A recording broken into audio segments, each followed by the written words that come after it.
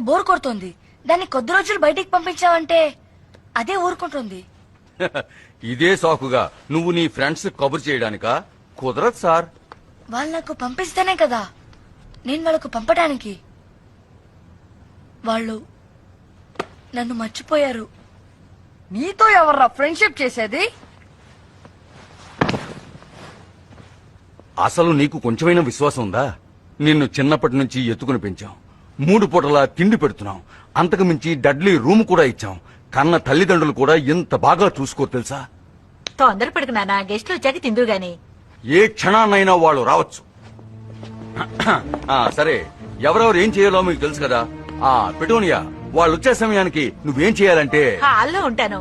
వాళ్ళు ఆశ్చర్యపోయేలా స్వాగతం చెప్తాను. గుడ్. డెడ్లీ నువ్వు తలుపు తెరిచి స్వాగతం చెప్తాను. Very good.